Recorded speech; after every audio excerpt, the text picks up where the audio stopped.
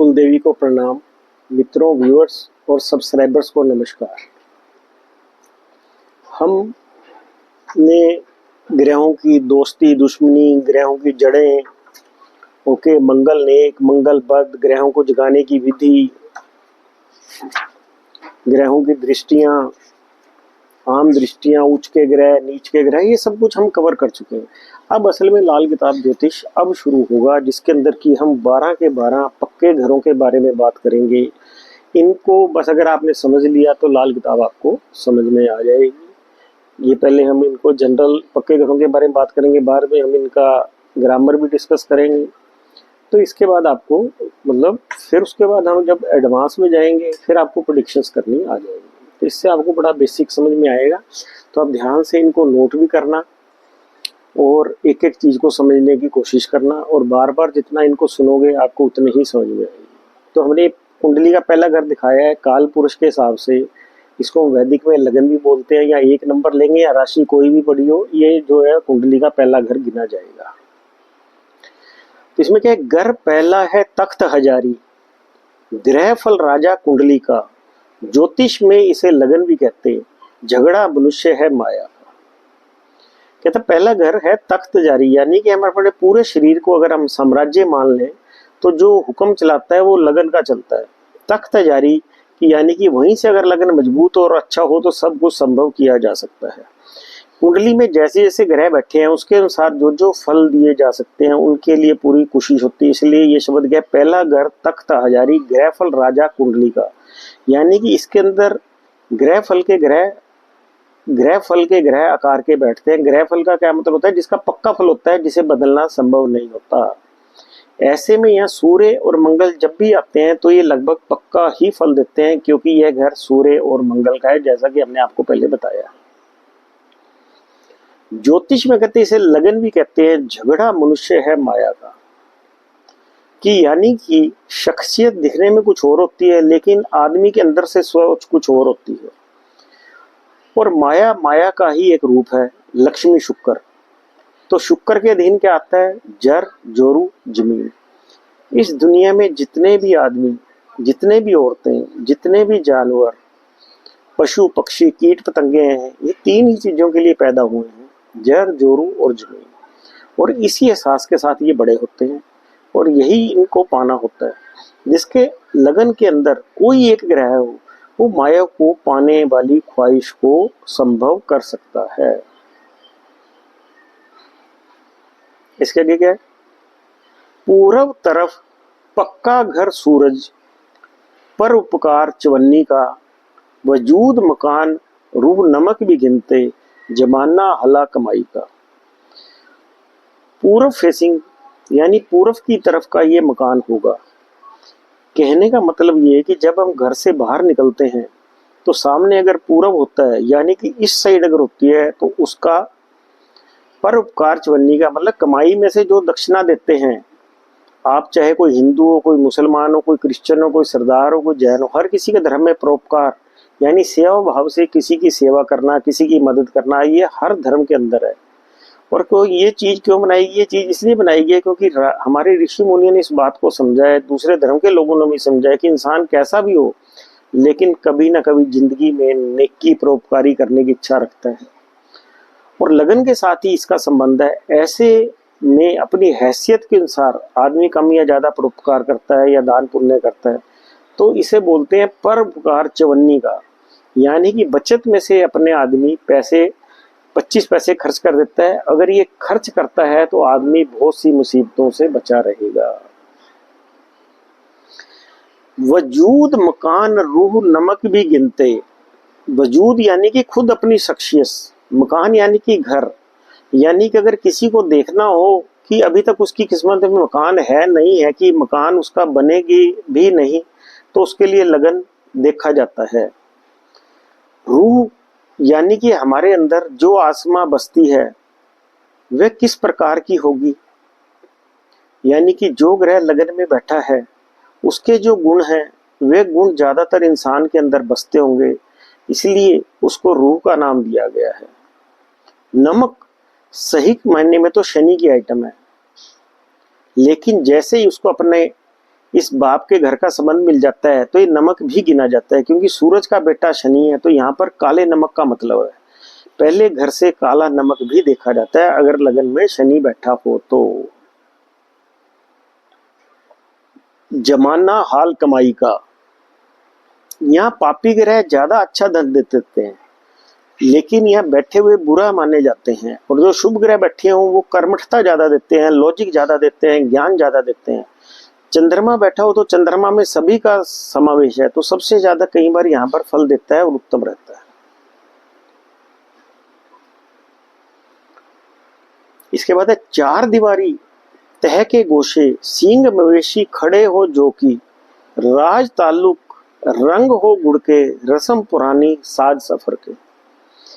चार दीवारी तय के गोशे का मतलब है कि चार दीवारी मतलब कि मकान के अंदर से दिखने वाली चार दीवारी या बाहर से दिखने वाली चार दीवारी जो भी है वो लगन से दिखी जाती है।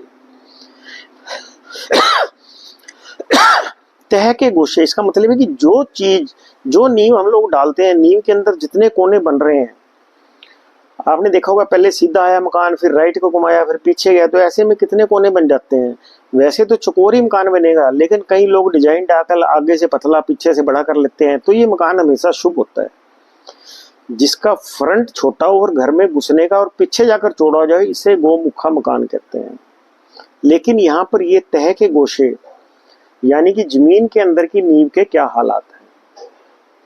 सींग मवेशी खड़े हों जो कि, सींग मवेशी यानी कि सींगों वाले जानवर जिनके सींग लगभग खड़े रहते हैं, जो पहले घर से ही देखे जाते हैं। राज ताल्लुक रंग हो गुड़ के, यहाँ पर गुड़ के रंग कौन से हैं, एक सूर्य एक मंगल, तो ये अगर बैठे हो तो राज ताल्लुक बनने की पूरी पूरी उम्मीद होती है, जैसे मोदी जी के लगन में मंगल है।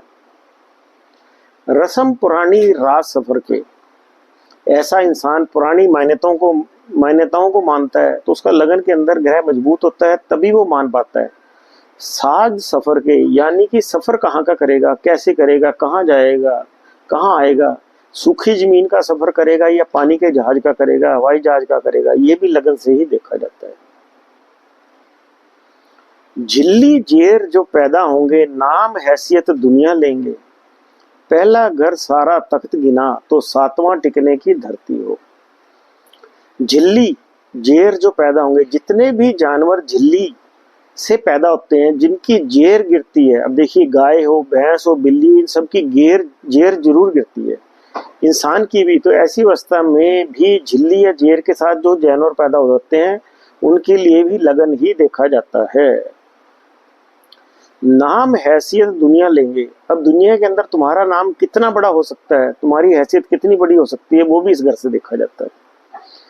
पहला घर तख्त गिना दो सातवां टिकने की धरती हो, पहला घर तख्त गिना जाता है कि तुम किसी सिंहासन पर बैठोगे। अब घर के अंदर जो गृहिणी लेकिन जो पूरे परिवार को चलाती है, जिसका कोई कहा नहीं टाल सकता, वो भी तख्त पर ही बैठी है।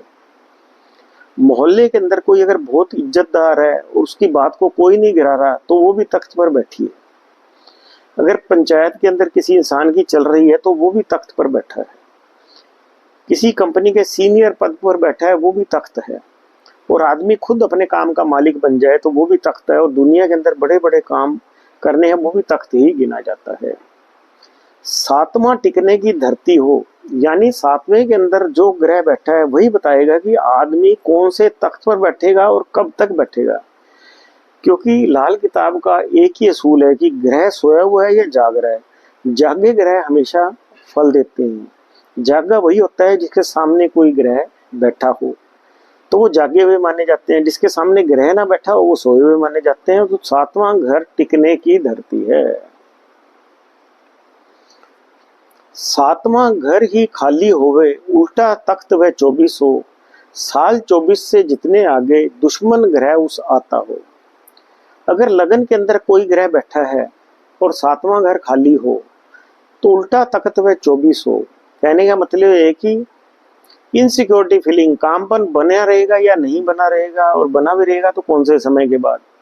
यानी कि अगर पहले घर में कोई ग्रह हो तो सातवें घर में कोई ग्रह होना बहुत जरूरी है। साल 24 से जितने आगे दुश्मन ग्रह उस आता हो, लगन के अंदर ग्रह बैठा हो, सातवां घर खाली हो, तो 24वां साल जैसे ही क्रॉस करते हो तो समझ लो दुश्मन ग्रह आ गया। लगन में जो बैठेगा उसका दुश्मन ग्रह मान लीजिए। टक्कर ऐसी उस ग्रह होगी आगे ना वो चलता हो, यानी कि जिसके लगन के अंदर कोई ग्रह बैठा हो और सातवां घर खाली हो तो उसकी दुश्वारियां 24 साल की उम्र के बाद बढ़ जाएंगी बजाय घटने के।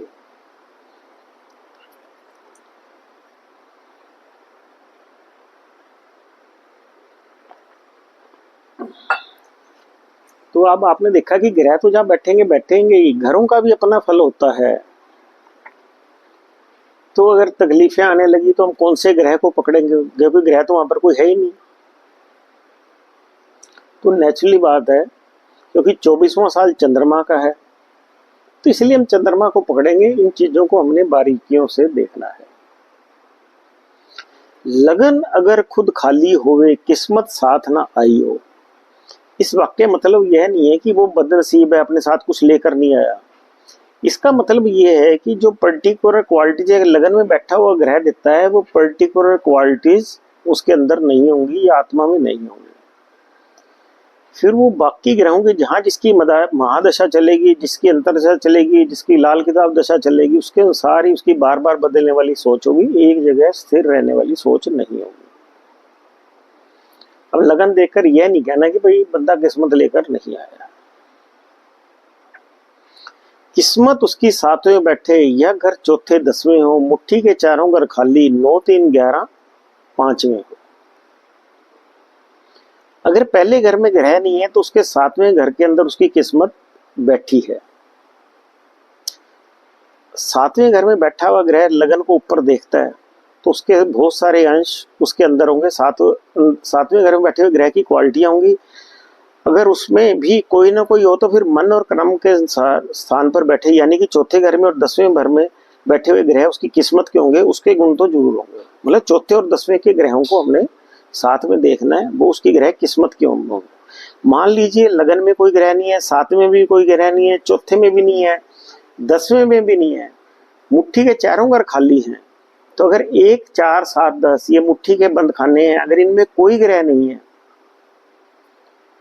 क्योंकि पहले तो इसमें होना चाहिए, क्योंकि वो आपकी आत्मा के अंदर रची बसी काबिलियतें होते हैं जो 1 4 7 10 के ग्रह होते हैं। उसके बाद आ जाते हैं 3 5 9 11, यानी कि जो माँ बाप सिखाते हैं, 3 जो आदमी अपनी मेहनत से सीखता है, 11 जो संस्कारों से सीखता है, 5वां जो टीचरों से सीखता है। फिर ये क्वालिटी उसके अंदर होगी, इनसे सीखकर वो कुछ भी कर सकता है। एक ये क्या मतलब हम ये कहने का मतलब ये कि अगर 1 7 4 10 के अंदर ग्रह नहीं है तो फिर 9 3 11 5 के अंदर भी कोई ग्रह नहीं है, तो फिर हमने देखना है 2 6 12 8। दूसरे घर में बैठा हुआ ग्रह छठे घर पर दृष्टि डालता है, छठे घर में बैठा हुआ ग्रह 12वें पर दृष्टि डालता है, 12वें घर में बैठा हुआ ग्रह 8वें पर दृष्टि डालता है, और 8वें घर में बैठा हुआ ग्रह वापस दूसरे घर पर दृष्टि डालता है। ये सीक्वेंस है 2 6 12 8।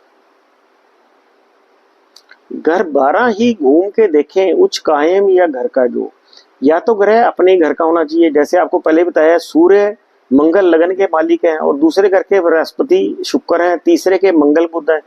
कोई भी ग्रह अपने घर का अगर बैठा है तो आप उसे मानो कि उसके अंदर उसके अनुसार उसका जीवन चलेगा। या फिर जो उच्च का कायम बैठा हो, जिन घरों के अंदर जो ग्रह कायम बताए गए हैं, वो उच्च का ग्रह अगर कहीं भी मिल जाए, चाहे छठे 8वें 12वें दूसरे घर में जहां भी मिल जाए, उसके अनुसार आपका जीवन निर्धारण करके चलना, उसकी खासियतों को अपना के चलना, उसके काम काजों को अपना के चलना, जिंदगी के अंदर सुखद रहता है। तो ये घर पहला बता रहा है, पहले घर के साथ 12 के 12 ग्रह जुड़ गए, इसलिए 12 के 12 जो भाव है वो जुड़ गए, इसलिए लगन कहते हैं। लगन के साथ 12 के 12 घर जुड़ जाते हैं, इसलिए इसको लगन कहा जाता है। किस्मत का मालिक होगा बैठा तख्त पर इसके हो, घर पहला जो राज हुक्म 7 वजीरी होता हो। किस्मत का वह मालिक होगा बैठा तख्त पर इसके हो, समझ लो जो अपने घर का है या उच्च का है वही किस्मत का मालिक है, वही तख्त पर बैठा है। घर पहला जो राजकुमी 7 वजीरी होता हो, पहला घर जो होता है आप उसे राजा मान लीजिए कि वो राजा होता है, यानी कि उसकी सोच के अनुसार आपका हुक्म होगा। और सातवें घर के अंदर जो ग्रह बैठा है वो वजीर होगा। वजीर इसलिए जीवन साथी को सातवां घर मिला कि पत्नी अगर कुछ भी कहती है तो पति मानता है, पति कुछ कहे तो पत्नी मानता है, मानना ही पड़ता है। अगर ये सातवां घर किसी तरह से डिस्टर्ब हो जाए तो पति पत्नी एक दूसरे की नहीं मानते। हर दोस्त से दुश्मन होवे साथ फकीरी होता हो, ऊंच नीच घर के जो गिने हैं वह नहीं इन घरों को लड़ते हैं। हर दो से कोई दुश्मन हुए साथ फकीरी होता है। अगर दोनों घर के अंदर आपस में दुश्मन ग्रह बैठ जाए, जैसे चंद्र और शुक्र आपस में दुश्मन है, सूर्य और शनि आपस में दुश्मन है, अगर ये विपरीत इस तरह से बैठ जाए तो ये मामला खराब है। फिर तो भी वो कभी कमाएगा, कभी फकीर होगा, कभी कमाएगा, कभी फिर होगा, बार बार जीवन के अंदर ऊपर नीचे चलता रहेगा। ऊपर ये दो मित्र ग्रह है तो फिर राजा का वफादार वजीर भी होगा, और दोनों राजा और वजीर मिलकर जीवन के अंदर बहुत शानदार सफर तय करते हैं। उच्च नीच घरों के जो गिने हैं वह नहीं इन घरों में लड़ते हैं। अभी आपस में लड़ेंगे तो नहीं, लेकिन विशेषताएं दोनों की अलग अलग होने के कारण सोच स्थिर नहीं होती, इसके कारण कोई ना कोई पंगेबाजी पड़ी रहती है। बाकी सब ग्रह झगड़ा करते उम्र से भी वह मरते हैं, तख्त पर बैठा वह नर ग्रह राजा, दूसरे से वह स्त्री है। बाकी ग्रह सब झगड़ा करते उम्र से भी वह मरते हैं। और जो मर्जी है, सातवां घर अगर देखा जाए तो मृत्यु का भी ये मार्ग भी है। ऐसे में लगन है, ऐसे में लगन में और यहाँ पर ग्रह बैठे हैं और टकराव वाली स्थिति या कोई महादशा बड़ी खराब हो जाए या बहुत ही बुरा युग हो जाए तो सातवें घर की उम्र के अंदर, यानी कि लाल किताब के अनुसार जब उसकी दशा हो तब आकर इस तरह की मुसीबतें आ सकती हैं, जिसके अंदर दुनिया से कूच जाने का रास्ता भी यहीं से बनता है। बाकी ग्रह सब झगड़ा करते उम्र से भी वह मरते हैं, यानी कि उस ग्रह की उम्र के अंदर कोई खराब अरसा आ रहा है तो उस आदमी का जाना भी तय हो जाता है, जो अचानक आप देखते हैं मौतें हो जाती हैं।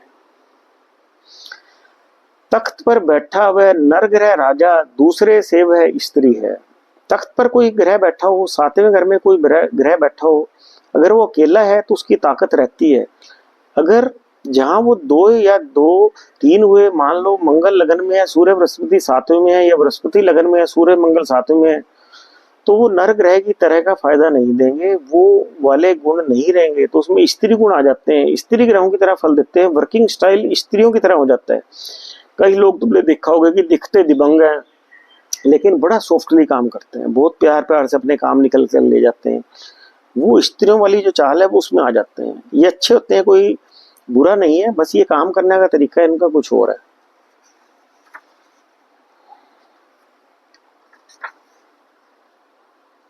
साथ में उसकी औरत बेटी बुध शुक्र दो बैठती है, ज्यादा एक से अगर पहले में नर ग्रह स्त्री होते हैं। सातवें उसकी औरत बेटी शुक्र दो बैठती है, ये बुध का भी घर है और शुक्र का भी घर है सातवां घर, और सातवें से उसकी औरत को देखना है। बेटी बुध शुक्र दो बैठती है, बेटी का भी बहुत हद तक संबंध सातवें घर के साथ होता है, नहीं तो जीवन साथी, साली और मशूका। आदमी के लिए औरतें और औरतों के लिए आदमी, इसलिए भी सातवां घर देखा जाता है। ज्यादा एक से घर पहले में नर ग्रह स्त्री होता है। पहले घर में अगर एक से ज्यादा ग्रह हो तो फिर वह डरपोक स्त्री की तरह बर्ताव करता है, जिसमें कामयाबी का स्तर कम होता है। जैसे औरतों की बातें करने में, बातें फैलाने में, एक दूसरे की बातें जानने में बड़ा इंटरेस्ट होता है। इसी से ही कोई MBA का मास्टर अगर कोई हो, जिसमें 3-4 डिपार्टमेंट की रिपोर्टिंग लेनी हो, तो उसकी जन्म कुंडली के अंदर लगन में 2-3-4 बैठे हो शुभ हो, लेकिन अगर उसको लीडर बनकर दुनिया को चलाना है, संस्थान को चलाना है, घर को चलाना है, तो ऐसी अवस्था में एक ही ग्रह अच्छा है। जब ज्यादा ग्रह बैठते हैं तो वो नर ग्रह हो तो स्त्री की तरह बर्ताव करते हैं, तो इसलिए अगर ज्यादा ग्रह बैठे हो तो व्यक्ति का लीडर बनने में दिक्कत आती है। 2 से ज्यादा ग्रह सातवें में स्त्री ग्रह नर होती है, गिनती मगर हो राजा अलहदा, राय कमेटी होती है। 2 से ज्यादा अगर सातवें में स्त्री ग्रह नर होती है, गिनती मगर हो ज्यादा अलहदा, राय कमेटी होती है। 2 से ज्यादा अगर सातवें में स्त्री ग्रह नर होती है मान लो या शुक्र बुद्धि बैठ गए या चंद्र शुक्र बैठ गए तो फिर नरों की तरह व्यवहार करते हैं। मगर सातवें घर में बैठते हैं तो दो से ज्यादा ग्रह सातवें में हो तो स्त्री ग्रह नर हो जाते हैं और नर ग्रह स्त्री हो जाते हैं। गिनती मगर वो राजा अलहदार राय कमेटी होती है। ऐसी लगन में जो कुछ भी डिसाइड करता है राजा, जो कुछ भी डिसाइड करता है उससे अलग ही राय बनती है, यानी कि उस घर में रहते हुए सामंजस्य की कमी रहती है। यहाँ पर जो भी काम कर रहा हो वहां पर बार बार तकरार बनती है। जो सामने वाला ऑर्डर पास करता है वो बड़ी सीट पर बैठा होता है, उसके खिलाफ मन रहता है। ये अक्सर आपको दुनिया में देखने को मिलता है।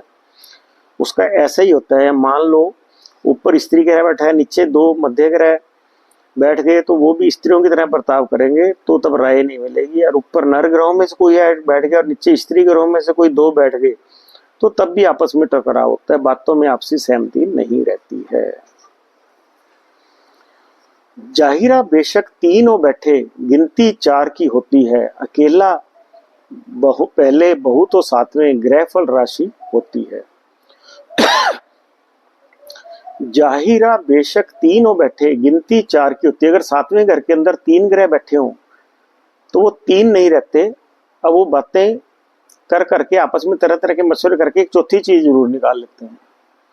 अकेला पहले भू तो सातवें ग्रह फल राशि होती है। अगर पहले घर में एक ही ग्रह और सातवें में 2 3 4 5 6 जितने भी हों, ऐसी अवस्था के अंदर डिसीजन, वर्किंग स्टाइल, कमाना कैसे है, दुनियादार के अंदर कैसे चलना है, ये सारी चीजों का कोई ना कोई रास्ता निकल ही होता है। और लगन में एक ही ग्रह और सातवें घर में ज्यादा ग्रह हो तो आदमी समय के साथ अपने जीवन के अंदर बहुत कुछ पाता है कि यानी कि जिस तरह की नई सोच की तरफ मुड़ेगा उसको उस तरह के रास्ते मिलते ही चले जाएंगे। ये एक तरह का योग बन गया जिसको कहते हैं कामयाबी योग।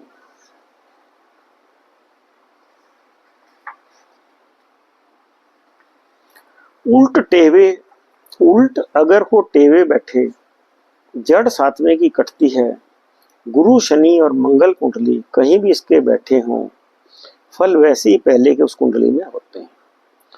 उल्ट अगर हो टेवे बैठे, जड़ सातवें की कटती हो।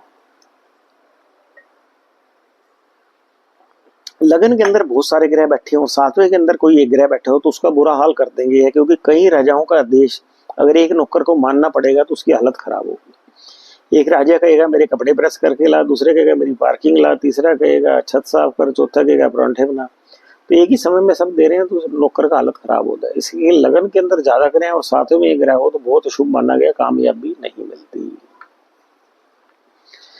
गुरु शनि और मंगल कुंडली कहीं भी इसके बैठे हों, फल वैसे ही पहले के उस कुंडली में होते हैं। जब लगन को देखना हो तो लगन में बैठे ग्रह को देखो।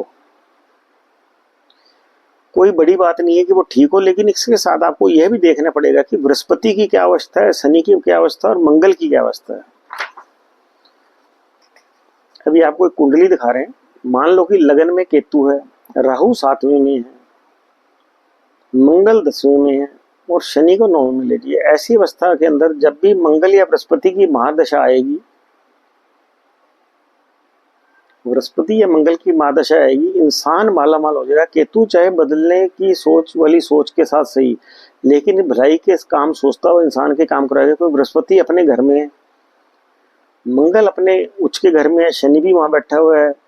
तो यहाँ पर ये माना जाता है कि 9वें भाग्य को साथ दिलाने के मामले में और राहु आगे केतु पीछे होने की वजह से शनि शुभ। ऐसी अवस्था के अंदर मंगल और बृहस्पति की दशा में या केतु की दशा में ऐसे इंसान को बेहद कामयाबियां मिलती हैं। जो वो सोचता करना चाहता है सारी कायनात जुट जाती है उसके प्रयास को सफल करने में। तो इस तरह से जब पहले घर को देखना है तो ये देखना है कि बृहस्पति कहाँ बैठा है।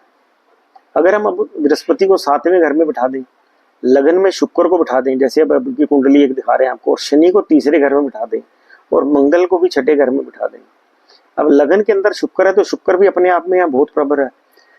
अब लगन की गणना करनी होगी, मैं तरक्की करूंगा, कहां तक तरक्की करूंगा, तो अब शनि को देखो कंगाल घर में, बृहस्पति को देखो वो भी कंगाल घर में, क्योंकि बृहस्पति 7 का और शनि 3 का कंगाल होता है। ऊपर से मंगल देखो, मंगल बुध के घर में, दुश्मन के घर में है, क्योंकि तो यहाँ ये मंगल पुत्र और पत्नी का सुख नहीं देगा या पत्नी और पुत्र का सुख नहीं देता है। ऐसे में जिंदगी नरक में बन के रह जाती है। लगन का शुक्र कुछ भी नहीं करेगा।